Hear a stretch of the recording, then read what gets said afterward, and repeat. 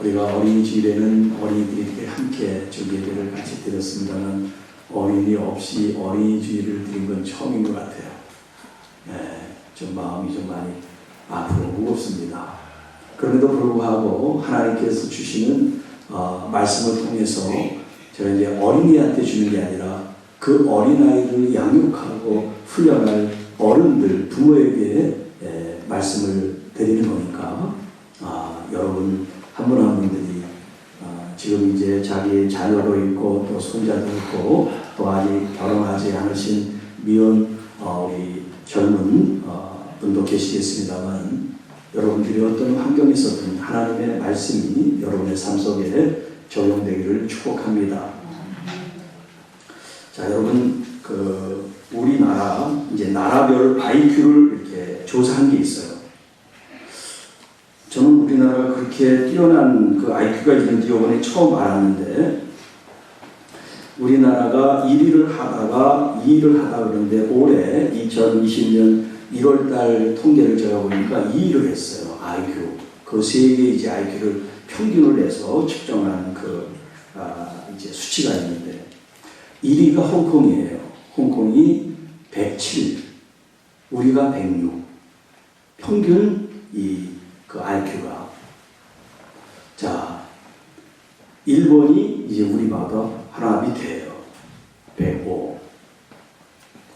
자, 지금 이 세계 경제나 정치나 이끄는 그룹이 있는데 그 사람들이 바로 유태인들이에요.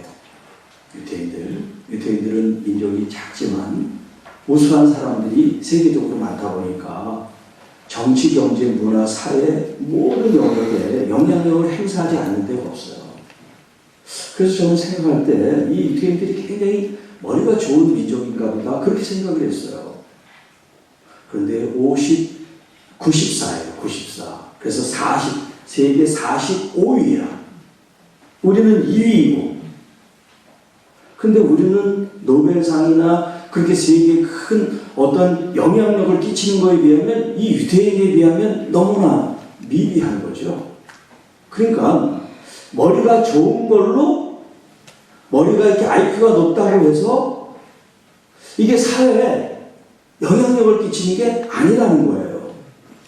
그런데 이 사람들이 그렇게 뛰어난 지능을 가지고 있지도 않은데 왜 이렇게 영향력을 끼칠까 이제 연구를 하니까 이게 이제 뇌과학하고도 연결이 되는데 우리 지금 아이들 키우시는 분들 좀 잘 들으세요. 3살 미만에는 스마트폰을 절대 주면 안 된대. 3살 미만에서는. 왜 그러냐? 우리 뇌라고 하는 하나님이 어떻게 창조했냐면 자기가 생각하고 말하고 그래서 이 뇌 기능이 발달하게 만들었대요. 근데 이거는 보기만 하니까 애들이 즐겁잖아요. 생각을 안 하고 계속 이 영상이 주입만 되기 때문에 아이들의 이 사고력이 아예 조성이 안 되는 거예요. 어릴 때부터 이게 자꾸 창조적으로 개발이 돼야 되는데 그걸 스톱시켜버리는 거예요. 안 해도 보기만 하면 즐거우니까 그렇게 학습이 돼버리는 거예요. 그래서 아이들이 생각하는 걸 싫어하는 겁니다. 이게 그런 영향이 있다는 거예요. 자, 우리 뇌는 이제 몸에도 세포가 있듯이 뇌는 뇌세포가 있어요. 그 뇌 이제 세포에 신경을 전달하는 그 세포를 뇌신경, 뉴런이라고 그래요. 그 뉴런이 한 1000억 개가 우리 이 머리에 있어요. 이 두뇌, 뇌 1000억 개가. 자, 그런데 중요한 기능을 하는 게 시냅스라고 하는 게 있는데 이 시냅스는 뭐냐면 이 뇌신경과 세포 사이를 이렇게 연결해주는 그런 시스템, 그런 총체적인 의미를 시냅스라고 부르는데 이 시냅스는 우리 이 머리에 몇 개가 있냐면 100조가 있고요. 100조가 이제 그 설명하시는 분이 그러더라고요. 만 년 동안 하루에 3억씩 소비할 때 그게 이제 100조래요. 단위가 엄청난 거죠. 그런데 우리 머리에 이 100조의 시냅스라는 게 있는데 이 시냅스가 뭐를 하냐면 기억을 하게 하고 판단을 하게 하고 그런 역할을 하는 게 바로 이 시냅스라는 거예요. 그런데 여러분, 우리 아이들이 이제 태안에서 이제 그 형체가 이제 자리 잡혔잖아요. 최초로 아이처럼 모습이 갖춰지는 게 몇 개월인 줄 아세요? 아이의 발가락, 손가락이 형성되는 그 때가 12주예요. 임신하고 12주. 근데 거기 뭘 말하냐면 그때부터 하나님께서 이제 아이들을 사람으로 보시고 시냅스라는 이 정신작용을 할 수 있게 한다는 거예요. 그 전에는 아직 완전히 형성이 안 됐어. 이렇게 올챙이처럼 이렇게 돼 있는 상태에서 이제 손, 발이 있는 사람의 형태를 갖춘 게 12주예요.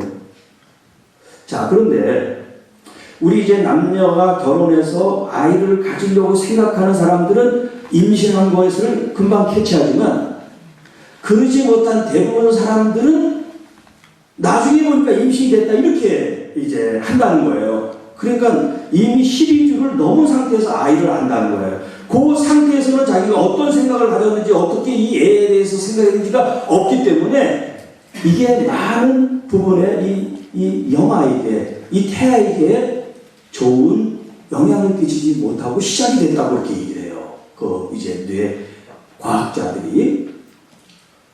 자, 그래서 지금 제가 얘기 드리고 싶은 건 이제 결혼을 하거나 앞으로 이제 하거나 이제 자녀를 임신하신 분들은 내 생각하고 내가 이제 하는 그런 것들이 이 태아에 어디 영향을, 시냅스에 영향을 준다는 거예요. 그래서 그게 형성이 되니까 이제 아이들한테 어린데 스마트폰을 주는 행위는 뭐냐면 아이를 바보로 만드는 거라는 거예요. 그러니까 아예 차단을 하는 거예요. 스마트폰만 아니라 집에 있는 TV나 이런 보는 것들을 다 없애라고 이렇게 얘기해요. 좀 거의 좀 현실성이 없는 얘기 같죠? 이 시냅스라고 하는 걸 하나님께서 어떻게 이것이 이제 그 사람들은 발화라고 하는 표현을 쓰는데 이제 뭔가 있던 게 폭발한다는 그런 뜻이죠. 불꽃이 튄다는 그런 뜻인데 이제 우리의 이 시냅스가 언제 불꽃이 탁 튀냐면 자발적인 동기, 그 조그만 아이가 어떤 동기가 있을 거 아니에요? 자발적인 동기가 생길 때 이 발화가 된대요. 그리고 모방, 따라하는 거. 그러니까 엄마들이 흥얼거리거나 엄마들이 뭐 하는 그거를 이 아이들은 자기도 모르게 그냥 본능적으로 하나님 따라하게 만드셨어요. 따라하게. 교육이 따를 필요가 없어요. 보는 것만으로도 교육이 된다는 거죠. 그리고 세 번째가 좀 아주 좀 특이한데 심심한데 심심함. 심심해야지 발화가 된대요. 심심해야지. 좀 이해가 안 되죠. 심심한데 어떻게 이게 뇌가 막 활성화되고 발화가 돼. 심심한데. 심심하니까 그 심심한 걸 이기려고 머리가 막 생각을 한다는 거예요. 근데 우리는 이것만 보면 심심할 수가 없어. 시간이 얼마나 금방 가지고. 아이를 키우는 엄마들도 거기에 빠져가지고 아이들을 제대로 케어를 못해요. 게임이나 이런 거 들어가면. 이런 것들이 전부 다 자기가 형성된 이 시냅스에 의해서 살아가는 거예요. 그러니까 이 사람들의 그 시냅스가 어떻게 형성된 걸 알려고 하면 어떻게 하냐면 심심하게 들어가는 거예요. 아무것도 하지 말고 가만히 하루 이틀 더 보내는 거예요. 그러면 어떤 게 나온다는 거예요. 그게 뭐냐면 그 사람이 가지고 있는 시냅스라는 거예요. 자, 오늘 이 본문이 시냅스하고 무슨 연관이 있는가 그렇게 생각할 수 있겠습니다만 제가 처음 하도 유대인들에 대한 말씀을 했죠. 자, 유대인들은 IQ가 높지도 않아요. 그런데 그들이 우수하다고 얘기합니다. 그게 뭐냐면 가정에서의 어릴 때부터 교육이 우리와 다르다는 거예요. 자, 신명기 6장에도 그렇지만 하나님께서는 하나님의 말씀을 부모에게 말씀하는 거예요. 부모에게. 교회에다가 말하는 게 아니에요. 부모님에게. 너희 자녀들을 부지런히 가르쳐라. 얼마나 부지런하면 앉으나 서나 어디 갈 때는 항상 말씀을 강론하는 게 뭐냐면 그 말씀 가지고 아이들하고 대화를 계속 하라는 거예요. 이제 유대인식으로 얘기하면 질문과 대답을 하라는 거예요. 질문과 대답. 그래서 이 뇌과학자들이 뭐라고 했냐면 이 시냅스가 이제 폭발하는 그 발화되는 게 뭐냐면 질문하고 답하고 생각하는 그때 이게 자꾸 형성이 된다는 거야. 근데 유대인들은 13세 남자 아이들 같은 경우는 성인식을 해요. 13세. 근데 13세가 돼서 성인식을 하되 그 해야 되는 그 과제가 뭐냐면 모세 오경 있죠. 창세기, 출애굽기, 레위기, 민수기, 신명기 이 5권을 암송을 해야 돼요. 처음부터 끝까지. 그 5권을 암송해야 성인식이 되는 거예요. 걔들이 3살부터 암송을 시작한대요. 3살부터. 그러니까 스마트폰 보고 뭐 할 시간이 없어요. 걔들은 그거 보고 암송을 해야 되기 때문에. 10년 동안 그렇게 쌓이고 쌓인 이 시냅스가 창의력이 생기게 한다는 거예요. 독창적이게 한다는 거예요. 좀 엉뚱하다 그런 말을 듣는 사람들은 다 유대인이에요. 엉뚱하다. 그러니까 여러분 집에서 좀 아이들이 엉뚱한 행동을 할 때 그거를 격려해 줘야 되는데 우리는 남들하고 똑같지 않으면 이상하니까 그거 하면 안 돼. 이렇게 한다고요. 그러니까 이게 특별한 사람이 나오지가 않아요. 엉뚱한 짓을 해야 돼요. 엉뚱한 짓을. 그렇다고 제가 엉뚱하다고 수어처럼 머리를 빡빡으로 밀고 여러 번 쓰는 건 안 되지. 옷을 거꾸로 입고 와서 말해, 응? 한다든가. 비정상적인 이 성인이 한 거 말고 아이들 얘기하는 거야. 아이들이. 좀 엉뚱해도 그걸 격려해주고 바라볼 수 있는 그런 참음이 필요하고요. 여러분들한테는. 자, 오늘 이 잠언 3장에는 너무 귀한 가정교육, 신앙교육에 대한 모범 제시되어 있는 말씀이라고 할 수가 있어요. 오늘 이 말씀이 여러분 마음에 새겨져야 여러분 자녀들에게 흘러갈 수가 있어요. 자, 이 교회 가정이 있는데 우리가 이제까지는 신앙교육을 교회에서 전담을 했어요. 그래서 교회 학교에 교육자와 선생님들이 전담을 했어요. 그런데 우리가 이제 과거로 그 교육에 대한, 이 기독교 교육에 대한 역사를 쭉 연구하다 보니까 교회가 그렇게 큰 역할을 하지 않고 주된 역할을 어디에 했냐면 가정이 했어요. 누구냐면 바로 부모님이 기독교 교육의 교사라는 거예요. 우리 종교개혁을 시작했던 마틴 루터 있죠. 이 마틴 루터가 그 이야기를 이제 했다 그러는데 가정에서의 이 부모 교육이 얼마나 중요한지를 1500년 그때부터 이미 얘기를 한 거예요. 켈빈도 그렇고. 그리고 이제 1800, 그러니까 19세기죠. 19세기로 들어오면서 호레이스 부시레라고 하는 사람이 이제 신학자가 있는데 이분이 종교 교육의 이제 아버지라고 불릴 정도로 이 교육 체계를 찾은 사람이에요. 기독교 교육이라는 그런 그 명절을 쓰신 분인데 그 기독교 교육이라는 그 책의 핵심이 뭐냐? 가정이 신앙 교육의 장이라는 거예요. 교사는 누구냐면 어머니고 아버지라는 거예요. 왜냐면 선생님들은 일주일에 한 번 만나지만 교회에서 같은 경우 부모님은 매일 만나잖아요. 그러니까 부모님이 믿음으로 준비가 돼서 자녀들에게 아까 따라한다고 그랬죠. 보고 배우는 거. 그게 가장 1순위고 그 다음에는 부모님이 하라가 아니라 스스로 자기가 내적 동기, 내가 하고 싶은 그런 욕구, 마음이 들게 하고 그 다음에 다른 일이 있어서 분주한 게 아니라 심심해서 하나님의 말씀을 지킬 수 있고 생각할 수 있고 따를 수 있도록 환경을 조성해 주라는 거예요. 그래서 이제 어떤 학자가 자기 집에는 스마트폰, TV가 없대요. 그렇게 아이를 키워가지고 대학생까지 이제 보내는데 그리고 일반 기성학교도 안 보내고 이제 대안학교라든 가정에서 그렇게 교육을 했대요. 아무 교육을 안 시켰대요. 이 부모님이 이 박사인데 교육학 박사인데도 그러고서 이제 이 아이가 어느 캠프에 가서 자기가 좋아하는 걸 써봐라 해서 이제 써내는 그걸 했더니 다른 애들은 좋아하는 거 한 2개, 3개, 많아봐야 5개 이렇게 했었는데 자기 아이는 22가지를 썼대요. 22가지. 얘 별명이 자기 스스로 뭐라 그러면 혼자 놀기 달인 그렇게 자기를 그렇게 이름을 줬대요. 별명을. 왜냐면 해주는 게 없으니까, 보고 배울 게 없으니까 자기 혼자 생각해서 하는 그런 것들이 이제 발달이 된 거예요. 우리 부모님들이, 우리 자녀들이 원하는 모든 환경을 해주는 게 이게 아이들한테 좋다고 생각했기 때문에 원하면 다 정말 아주, 저도 마찬가지지만 그렇게 해왔어요. 그런데 그게 우리 자녀들에게 그게 정말 사랑이고 또 아이들을 위한 일이 아니라는 거예요. 그래서 이 뇌과학자가 얘기를 종합 레저 타운을 그동안 부모님들이 만들어줬다. 그렇게 얘기를 하는 거예요. 아이들이 너무 즐길거리에 도취돼서 사니까 그냥 머릿속에 이 시냅스가 종합 레저 타운을 짓고 있는 거예요. 자기가 좋아하는 거 있잖아요. 몇 가지. 그 속에서 아이들이 신앙교육을 할 틈이 여지가 없는 시대라고 지금 말하고 있어요.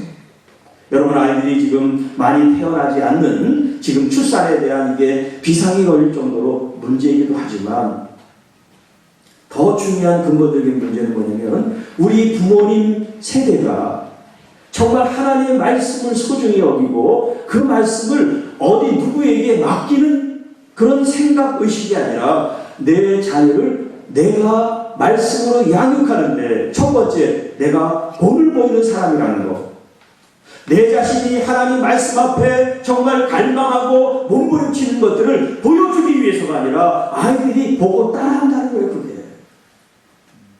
그런 관점에서 이제 여러분 이 스마트폰 대신 성경과 좋은 양서 책을 이제 여러분 집에 쌓아놓고 잘 읽혀지지 않더라도 한 절, 두 절 보세요. 우리 권사님들도 지금 쓰고 계신 분도 계신데 그렇게 여러분의 시간을 주님과 함께 할 때 여러분의 영혼이 잘 될 뿐만 아니라 여러분의 자녀들도 잘 되게 될 줄로 믿습니다. 오늘 여기 1절부터 10절 이 말씀은 이렇게 5 구조로 단락으로 되어 있어요. 이 5 단락이 처음에는 우리에게 주시는 권면, 이렇게 하는 것이 우리의 삶에 하나님께 가까이 갈 수가 있고 하나님께 복을 받는 방법이라는 것을 5가지를 제시하고, 그 다음에 이제 그리하면이라고 해서 그럴 때 하나님이 주시는 복과 은혜가 무엇인지를 설명을 해주고 있어요. 그래서 제가 한 절 한 절 말씀드리지 않고 이걸 좀 종합해서 먼저 5가지 권면을 좀 압축해서 말씀드리고 거기에 따른 5가지 하나님의 복이 무엇인지 좀 이렇게 좀 나눠서 여러분들이 좀 이해하기 쉽도록 제가 말씀을 드리겠어요. 자, 여러분 기억에 좀 남게 하기 위해서 제가 이제 이 시냅스에 대한 좀 연구를 해서 설교를 좀 다르게 할 겁니다. 자, 1절에 중요한 단어만 한번 먼저 얘기를 할게요. 자, 나의 법, 나의 명령. 3절에 인자와 진리. 5절에는 여호와 신뢰. 그리고 7절에 여호와를 경외하는 것. 그 다음에 9절 여호와를 공경하는 것. 요게 핵심이에요. 요게 핵심. 자, 이 중에서 가장 핵심이 뭐냐면 7절에 여호와를 경외하는 거예요. 여호와를 경외하는데 그 여호와를 신뢰, 믿고 따르고, 또 그 다음에 이제 존경의 마음을 갖는 공경하는 거, 이런 것들이 하나의 설명이 될 수 있죠. 자, 그러니까 이 전체의 핵심이 뭐냐면 여호와를 경외하는 거예요. 근데 그 경외하는 거 뭐냐면 주님을 신뢰하는 거예요. 주님을 따르는 거예요. 주님을 인정하는 거예요. 주님을 공경하는 거예요. 쉽죠? 다 이제 여러분 머릿속에 다 이렇게 그려졌잖아요. 금방. 여호와를 경외하는 게 우선인데, 여호와를 경외한다는 것이 뭐냐면 하나님을 믿는 것, 신뢰라고 여기 돼 있죠. 그 다음에 인정한다, 따른다. 그리고 하나님을 존중하고 공경하는 거, 이게 다예요. 자, 요걸 조금 더 풀어서 1절, 3절에는 이렇게 얘기하고 있어요. 나의 법, 나의 명령. 그리고 3절에는요, 인자와 진리. 자, 지금 솔로몬이 자기 자기의 아들에게 이야기한 건데 이게 왜 성경에 들어왔을까요? 아버지가 아들에게 개인적으로 준 건데 여러분 이 솔로몬과 이 아들은 하나님과 우리를 가리키는 거지 이게 솔로몬이 써서 솔로몬이 지금 아들한테 내 아들아 그러니까 그 아들한테 준 말씀이라고 생각하면 안 돼요. 하나님께서 이 땅에 있는 모든 하나님의 자녀들에게 주시는 말씀이기 때문에 오늘 여러분 하나님의 자녀로서 이 말씀을 들으시고 또 여러분이 어버이로서 부모로서 자녀들에게 또한 가르치는 그런 의미에서 이 말씀을 들으실 수 있길 바랍니다. 자, 내 아들아 나의 법을 잊어버리지 말고 내 마음으로 나의 명령을 지켜라. 여기 잊어버리지 말라라고 하는데 이 시냅스가 아까 천주의 시냅스가 있다고 했어요. 그런데 이 시냅스가 점점 노쇠하게 되고 이제 오래 쓰다 보면 기능이 떨어지겠죠. 그게 이제 치매가 되는 거예요. 시간이 세월이 흐르면 그렇게 되는 거예요. 여러분 우리 스마트폰을 10년 20년 쓸 수 있어요? 어느 정도 쓰면 이거 폐기 처분해야 되는 거예요. 우리의 세포도 다시 살아나긴 하지만 우리의 시냅스 이 기억장치는 이게 영원한 게 아니란 말이에요.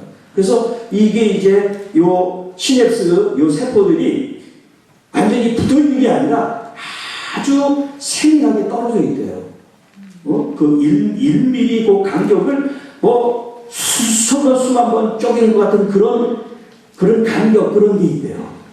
거기 왔다 갔다 하면서 이제 신경전달 물질이 왔다 갔다 하면서 우리를 기억하게 하고 분석하게 하고 생각하게 하고 그러는 거예요. 그러니까 여러분 머리를 함부로 이렇게 막 치거나 때리거나 하면 절대 안 돼요. 머리를. 아이들 머리 특히.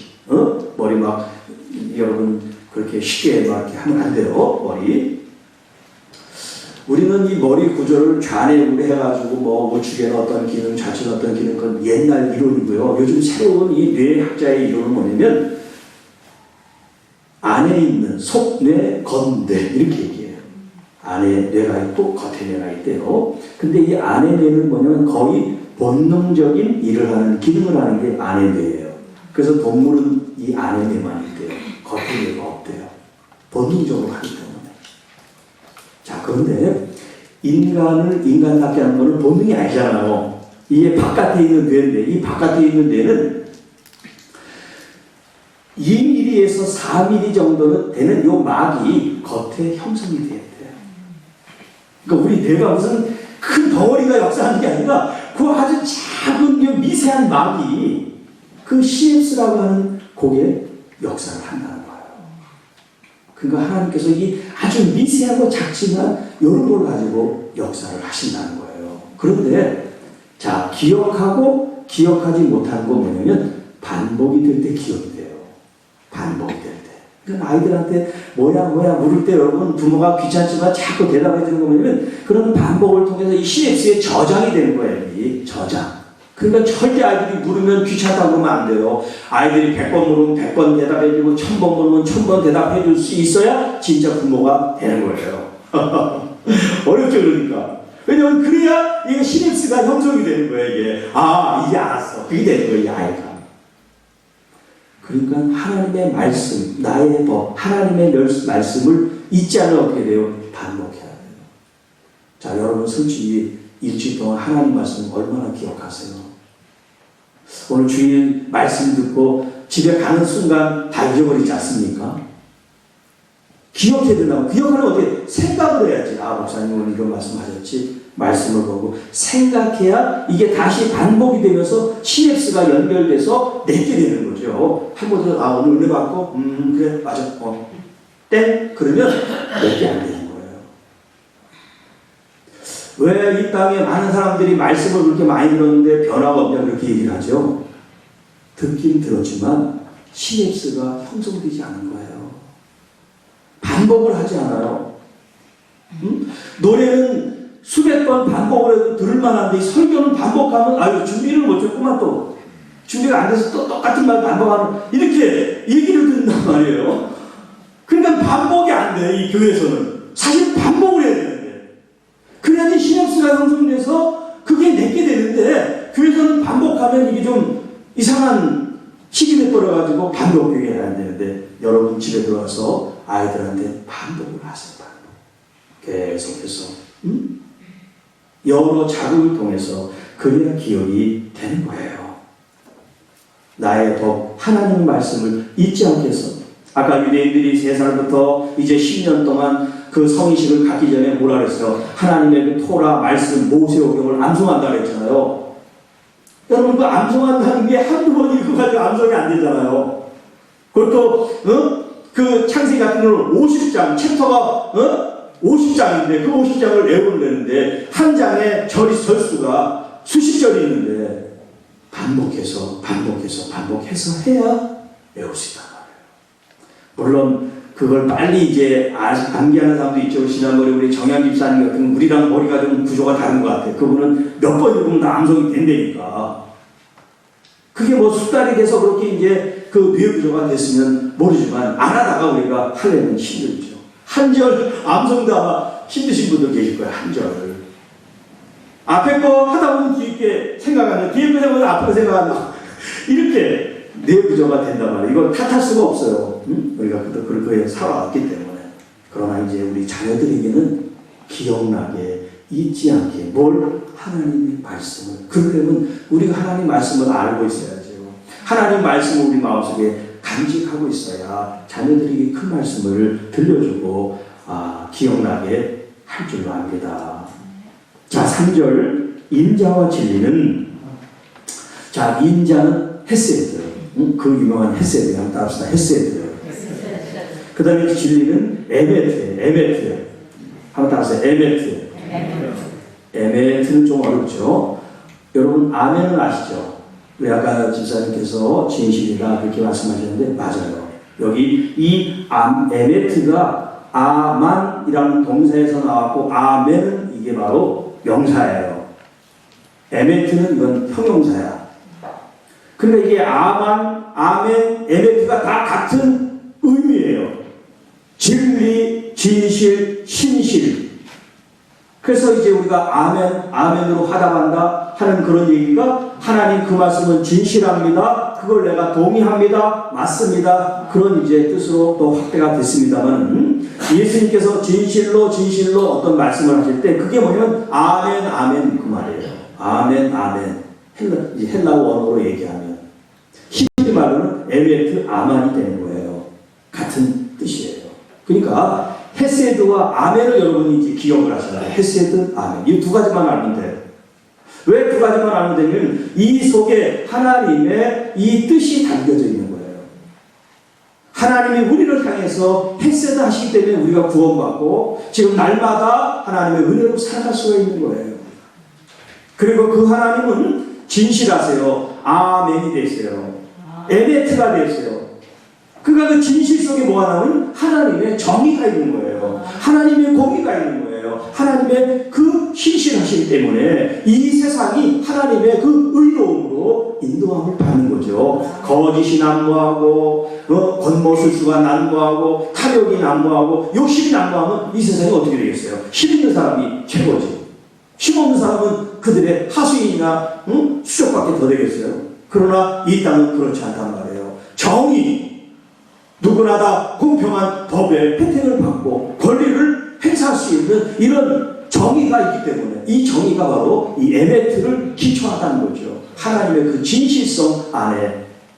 그러니까 우리 아이들을 인자와 이 진리로 가르치라는 거예요. 하나님의 마음으로. 자, 그러기 위해서는 우리 부모님이 헤세드와 에메트가 있어야 되겠죠. 우리는 말만 하면 거짓말하면 아이들 거짓말하면 안 돼.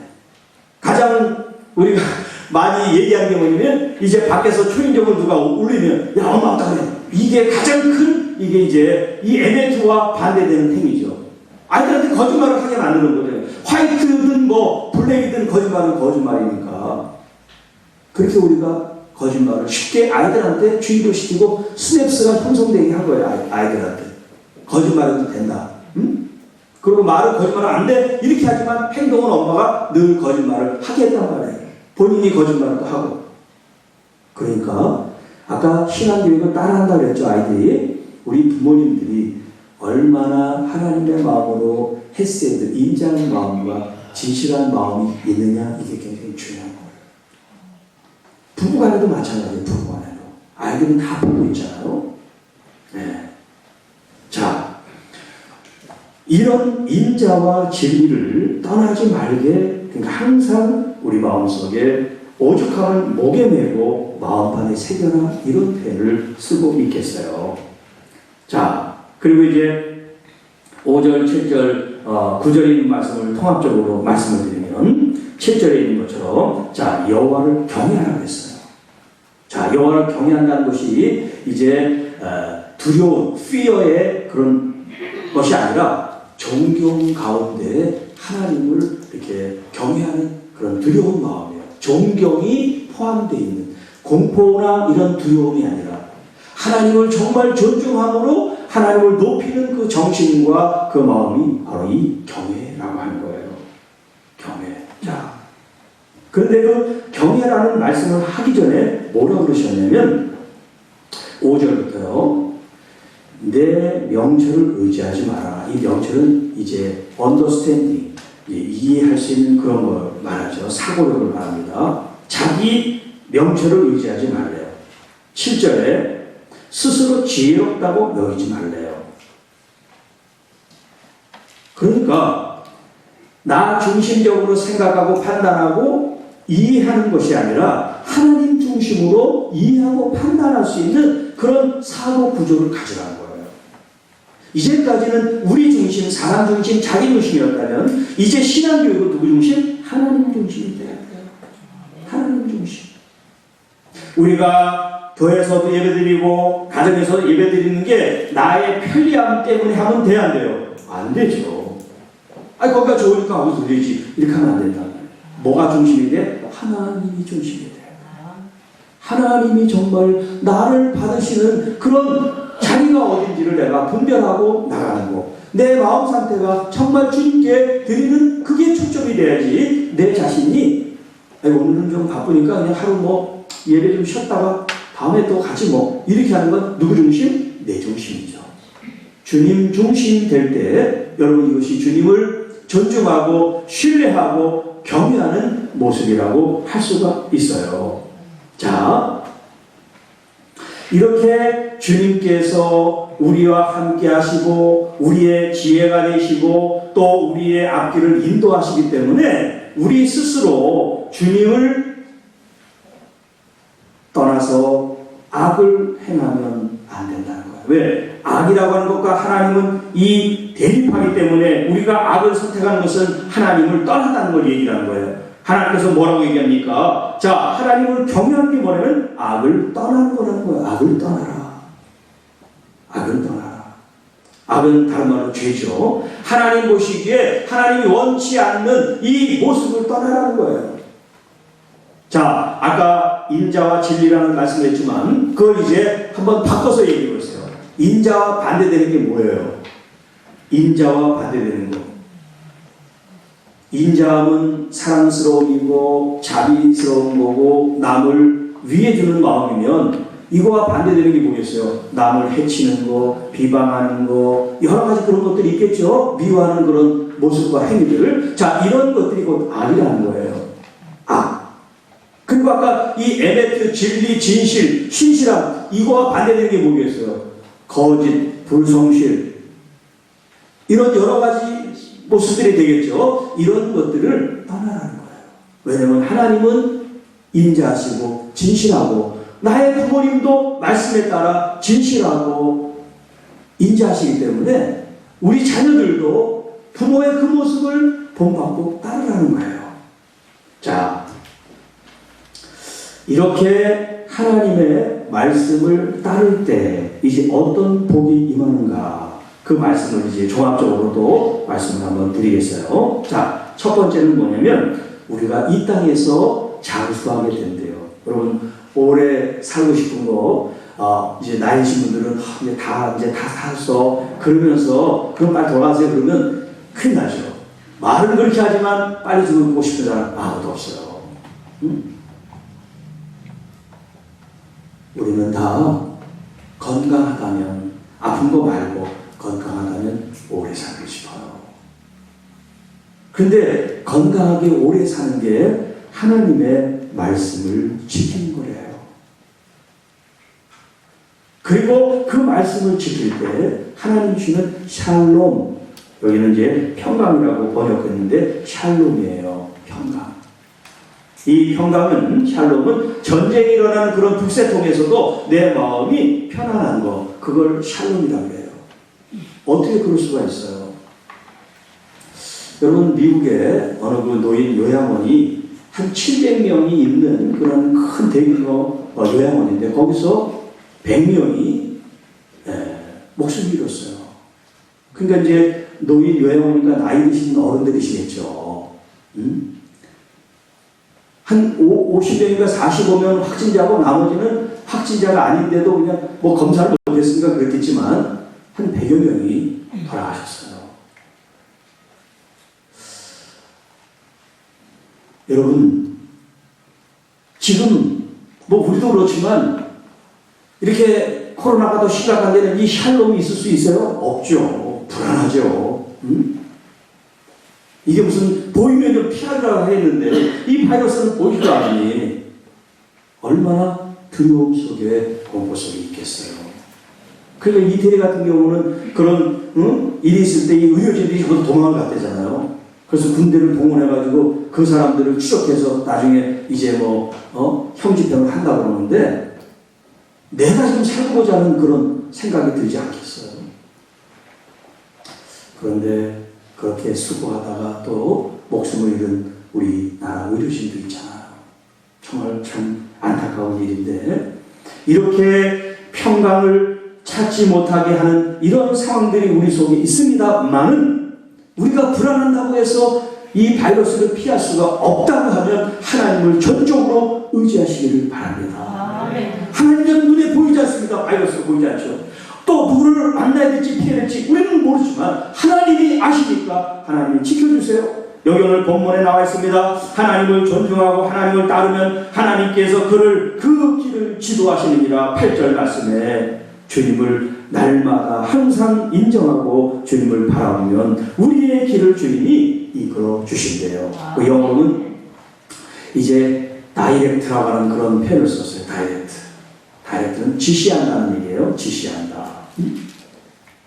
하나님께서 갈 길을 우리에게 지시해 주신대요. 인도해 주신대요. 마치 이스라엘 백성들이 그 광야에서 구름 기둥과 불 기둥이 다이렉션 인도해 주신 것처럼 오늘 하나님이 여러분의 길을 이끌어 주실 줄로 믿습니다. 아멘. 만나는 것도 사람을 아무나 만나지 마시고 하는 일도 마음대로 하지 마시고 하나님께 묻고 행동하시기 바랍니다. 하나님께 여쭤보고 하나님께 말씀의 뜻을 여쭤보고 여러분 그 길을 걸어갈 수 있기를 축복합니다. 아멘. 자, 8절. 자, 여호와를 경외하는 것이 어떤 우리에게 은혜를 주셨냐? 내 몸에 양약이 되어 내 골수를 윤택하게 하신다. 하나님을 경외하고 악을 떠날 때 우리 몸에 양약이 되는데요. 자, 여기서 이제 악을 떠난다. 우리가 이제 악을 행하고 죄를 범하면 우리 양심이 화인을 맞아서 정말 아무렇게 느끼지 못한 사람도 있지만 대부분 사람들이 양심의 가책을 받는단 말이에요. 이러면 안 되는데 하면서도. 자, 그게 뭐냐면 이제 그 시냅스의 이 몸에 무슨 지금 전달을 하는 거예요. 유쾌한 걸 전달하는 거예요. 불쾌한 걸 전달하는 거예요. 속상한 걸 전달하는 거예요. 자, 우리 몸에는 여러 가지 신경 전달 물질이 있는데 우리가 정말 기쁘게 감사하게 은혜롭게 받아들이면 우리 몸에 좋은 세포가 호르몬이 이제 막 작용이 돼요. 그러나 반면에 스트레스를 받고 안 되는데 라고 하는 그 어떤 마음의 갈등과 부딪힘이 있으면 우리 몸에 이런 아드레날린 같은 나쁜 이런 호르몬이 작용이 된단 말이에요. 그러면 이 신경 전달 물질이 우리 몸에 아까 이 스냅스를 연결해서 우리 몸에 축적할 때 뭘 반응을 주냐면 부정적인 반응을 자꾸 내 몸에 사인을 주는 거예요. 그게 모이면 뭐가 되냐면 디지즈, 병이 되는 거예요.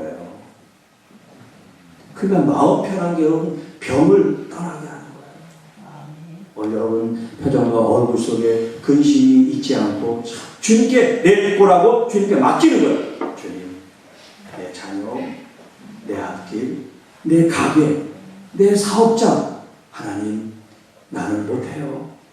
열심히 주님의 말씀에 순종할 테니까 주님 책임져 주세요. 주님께서 우리의 길을 인도하시도록. 우리 권사님 지금 자녀가 미국에 연수 왔는데 여기서 지금 만나지 못하니까 뭘 못하지만 스마트폰이 있잖아. 하나님은 우리에게 영적으로 교류할 수 있는 기도가 있지 않습니까? 할렐루야.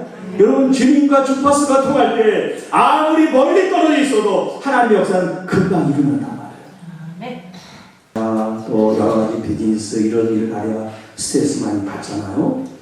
그런 일들을 가급적이면 줄이시고 하나님 앞에 머무세요. 기도와 계약을 하는 문제가 있다 그러면 더 하나님 앞에 집중해서 기도하세요. 하나님이 도와주시도록.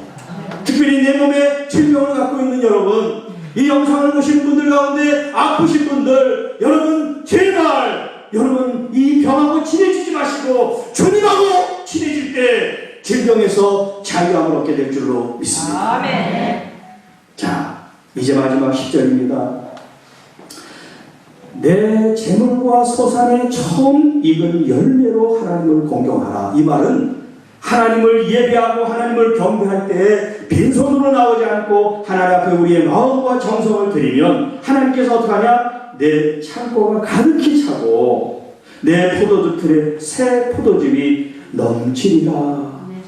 한번 우리 넘치리라 한번 신나게 한번 넘치리라. 넘치리라. 넘치고 싶은 마음 다시 한번 넘치리라. 우리 교회도 넘치리라. 우리 대한민국도 넘치리라. 넘치는 건 정말 다 좋아하지. 앞에 걸 해야 돼. 앞에 걸. 구조를 해야 돼. 구조.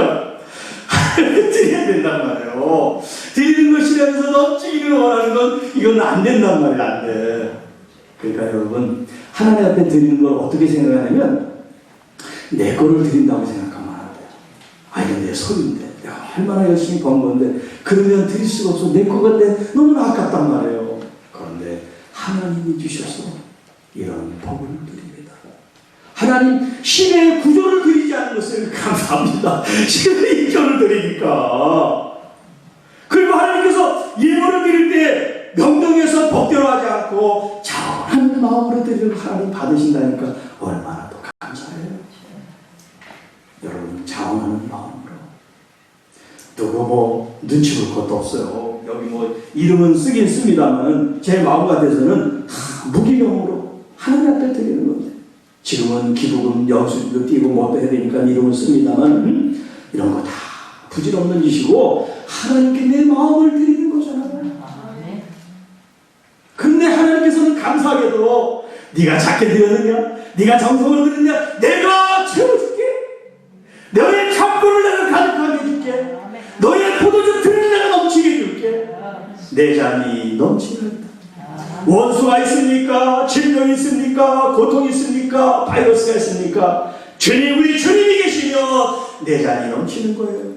내 원수의 목전하셔서 우리 주님의 넘치는 은혜가 여러분 것이 될 줄로 믿습니다. 이 놀라운 복. 여러분 지금 아이들 세대가 이제 출산율이 낮고 또 세상에 좋은 것 때문에 교회 오지 않는 그런 일들이 지금 현실화되고 있어요. 그래서 앞으로 10년, 20년 가면 교회 학교가 없어진다는 그런 진단이 있을 정도예요. 여러분 그런데 교회 학교가 없어지는 게 아니라 교회 학교 이 믿음 교육은 계속해서 살아나는데 누굴 통해서? 부모님을 통해서 살아나야 돼요. 그런데 지금 부모 교육이 너무 중요한 거예요. 여러분 한 사람 한 사람들이 하나님의 말씀으로 좋은 신앙의 책으로 여러분들이 준비되어 있지 않으면 우리 자녀들을 스마트폰에 다 빼앗기고 말게 됩니다. 이제 우리 어른 세대가 지금부터라도 이제 우리 지금 우리 나이 드신 우리 권사님들은 손자 손녀들 또 그 아이들이 결혼하면 또 출산해서 또 아이들을 낳을 거란 말이에요. 그러니까 여러분들이 말하는 것, 보여주는 것 이것들이 아이들에게 좋은 시냅스를 형성할 수 있도록 또 교회는 교회 선대로 가장 가정에서는 가정에서도 우리가 할 일을 잘하면 여러분 한국이 하나님의 말씀으로 더 폭발적으로 영광을 돌리게 되고 신앙교육에 맥이 끊어지는 것이 아니라 더 계속 발전해서 하나님께 영광을 돌리게 될 줄로 믿습니다. 기도하겠습니다. 하나님 아버지 감사합니다. 하나님께서 주신 이 말씀을 통해서 먼저 우리에게 뇌를 주시고 이 뇌를 관리하고 관장하고 주님 알고 배우는 모든 책임을 우리 자신들에게 맡겨주셨는데 특별히 부모된 우리로서 우리 자녀들을 하나님의 말씀으로 잘 가르쳐 지키게 하고 그러기 위해서 우리가 신앙적으로 사는 부모의 참된 삶과 본이 있게 하여 주시고 또 우리가 더욱 주 하나님의 말씀이 우리의 삶에 잘 내장돼서 우리의 저장되고 안에 형성된 것들이 열매로 맺어지는 그런 은혜로 그런 아름다운 열매로 주님 우리를 인도해 주시고 길을 이끌어 주시옵소서. 우리 주 예수님의 이름으로 감사하며 축복하며 기도하옵나이다.